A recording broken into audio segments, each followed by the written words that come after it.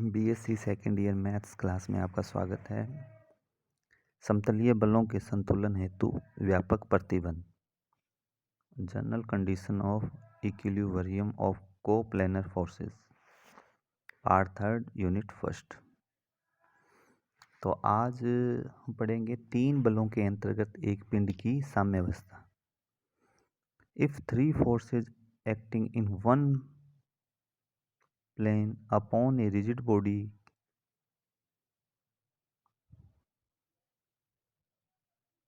keep it in equilibrium, they must either meet in a point or be parallel।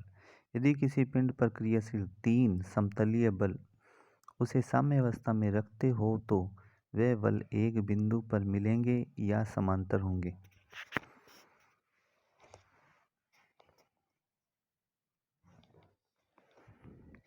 माना एक दृढ़ पिंड के बिंदु ए, बी और सी पर तीन समतलीय बल P, Q और R क्रियाशील है। एक दृढ़ पिंड दे रखा है चित्र 1.3 में और इस पर A, B, C बिंदु पर तीन समतलीय बल P, Q और R क्रियाशील है, जिनके अंतर्गत पिंड साम्यावस्था में है। निम्न दो स्थितियां हो सकती है। स्थिति फर्स्ट, जब P और Q की क्रियाशील रेखाएं समांतर नहीं हो। जब P और Q की क्रियाशील रेखाएं समांतर नहीं हैं तो वे एक बिंदु O पर मिलेंगी। तीनों बल साम्यावस्था में होने के कारण बिंदु O के सापेक्ष तीनों बलों के आघूर्णों का योग शून्य होगा, क्योंकि तीनों का आघूर्ण शून्य कैसे होगा कि O बिंदु से गुजर रहे हैं, इस कारण से।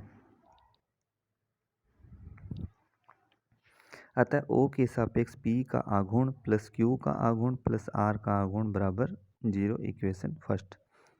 परंतु P और Q की क्रियाशील रेखाएं बिंदु O से गुजरती है, अतः उनका आघूर्ण शून्य होगा। परिणामतः 1 से 0 प्लस 0 प्लस R का आघूर्ण 0। आधार बिंदु O के सापेक्ष R का आघूर्ण शून्य है, परंतु R नॉट इक्वल टू 0, इसलिए R की क्रियाशील रेखा बिंदु O से गुजरेगी। अतः तीनों बल P, Q, R एक ही बिंदु से गुजरेंगे। अब स्थिति सेकंड, जब P और R की क्रियाशील रेखाएं समांतर हो। क्योंकि P और Q समांतर बल है, अतः उनका परिणामी भी उनके समांतर होगा, परंतु P, Q और R साम्यावस्था में है, अतः P और Q का परिणामी R से संतुलित होगा। तो परिणामतः R P और Q के परिणामी के बराबर तथा विपरीत दिशा में होगा। इस प्रकार R की क्रियाशील रेखा भी P और Q की क्रियाशील रेखाओं के समांतर होगी। अतः कोई पिंड तीन समतलीय बलों के अंतर्गत साम्यावस्था में हो तो वे बल या तो संगामी होते हैं या फिर समांतर होते हैं। Lami's theorem statement, if three forces acting at a point B in equilibrium, then each force is proportional to the sine of the angle between the other two। किसी बिंदु पर क्रियारत तीन बल यदि साम्यावस्था में हो तो प्रत्येक बल शेष दो बलों के मध्य कोण के साइन के समानुपातिक होता है। किसी बिंदु पर क्रियारत तीन बल यदि साम्यावस्था में हो तो प्रत्येक बल शेष दो बलों के मध्य कोण की ज्या के समानुपातिक होता है। अब चित्रानुसार माना बिंदु O से OX, OY तथा OZ के अनुदिश तीन दिए बल P, Q, R क्रमशः क्रियाशील है। माना कोण YOZ इक्वल टू अल्फा, कोण ZOX इक्वल टू बीटा तथा कोण XOY इक्वल टू गामा। चूंकि बल साम्यावस्था में है, अतः बल के त्रिभुज नियम के विलोम से उनके परिणाम तथा दिशाएं त्रिभुज की भुजाओं से क्रमवार निरूपित की जा सकती है।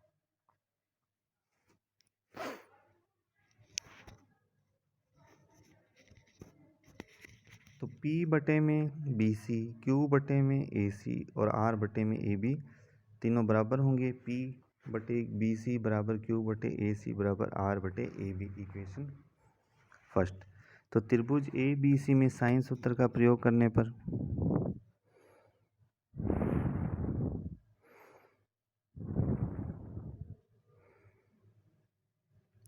पी बटे में बी सी बराबर क्यू बटे में ए सी बराबर आर बटे में ए बी।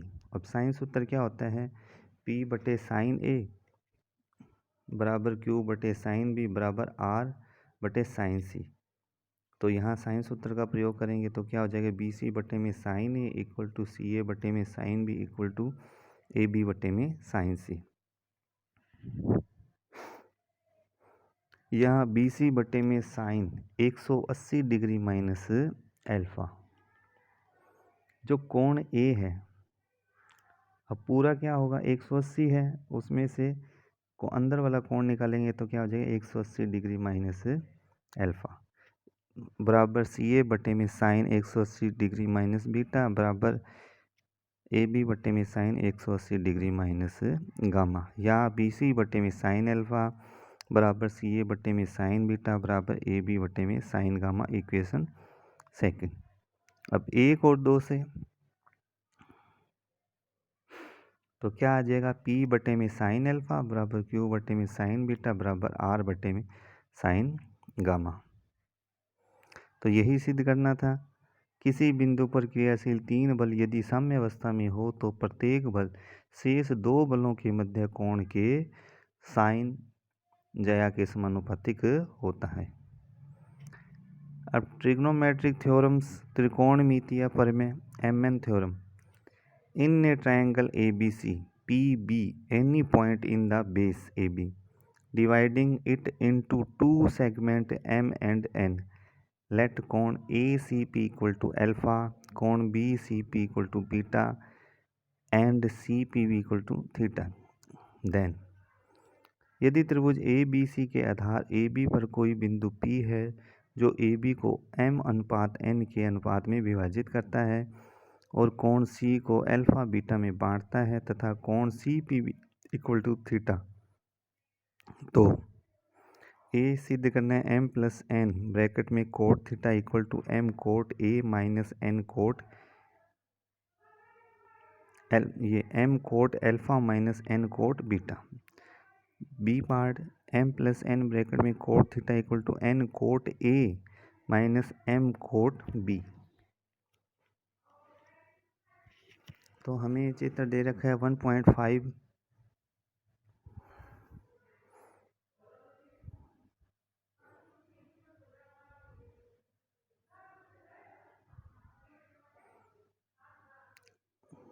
दो त्रिभुज है तो M बटे N बराबर AP बटे में PB।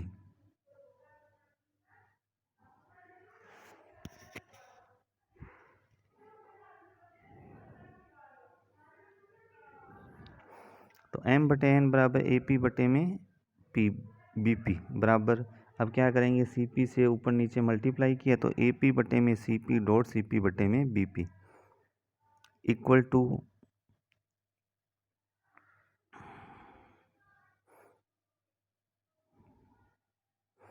अब AP का मान फाइंड करेंगे इस ट्रायंगल से, तो हमारे पास क्या, यह त्रिभुज APC में, त्रिभुज APC में AP बटे में साइन एल्फा बराबर CP बटे में sine theta minus alpha, AP बटे में साइन एल्फा बराबर CP बटे में साइन थीटा माइनस एल्फा।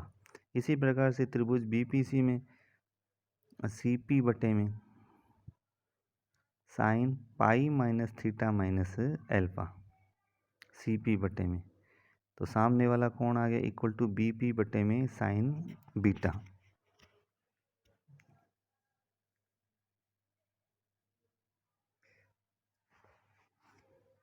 तो हम यहाँ मान रख देते हैं, AP का मान तो हमारे पास क्या आ जाएगा, AP बटे CP, ऊपर वाले से त्रिभुज APC में से AP बटे CP क्या हो गया, साइन अल्फा बटे में sine theta minus alpha, into में CP बटे में BP sign pi minus theta minus beta बटे में साइन बीटा।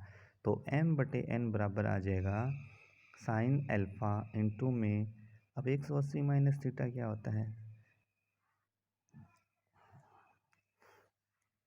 इसमें साइन प्लस का ही होता है, तो साइन थीटा प्लस बीटा बटे में साइन बीटा और sine theta minus alpha equal to sine alpha, उसका formula sine theta cos beta plus cos theta sine beta. इसी प्रकार से साइन बीटा ब्रैकेट में sine theta cos alpha minus cos theta sine alpha, एवं अंश और हर में साइन अल्फा साइन बीटा और साइन थीटा का भाग देने पर m/n बराबर साइन अल्फा साइन बीटा और साइन थीटा का भाग देंगे तो क्या आएगा, फर्स्ट में तो बन जाएगा कोट बीटा प्लस सेकंड में बन जाएगा कोट थीटा और बटे में बनेगा coat alpha minus cot theta. इसको और सॉल्व करेंगे तो क्या आ जाएगा m+n, क्योंकि तिरछा गुणा करेंगे तो m कोट अल्फा आ गया minus m cot theta equal to n cot beta plus n cot theta. तो कोट थीटा वाली वैल्यू एक साइड में और अल्फा और बीटा वाली वैल्यू एक साइड में, तो उसमें से कोट थीटा कॉमन आएगा तो अंदर क्या बचेगा m+n ब्रैकेट में इक्वल टू में क्या आ जाएगा m cot alpha minus n cot beta. यही सिद्ध करना था। B part,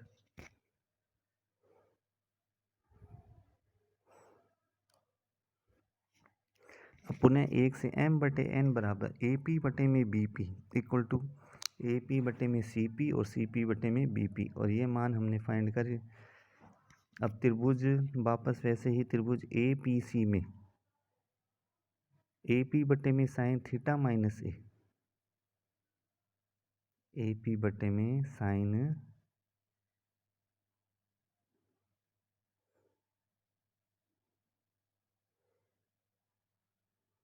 theta minus A equal to CP में साइन ए, तो ये तो ए है, CP में साइन ए आ जाएगा और AP में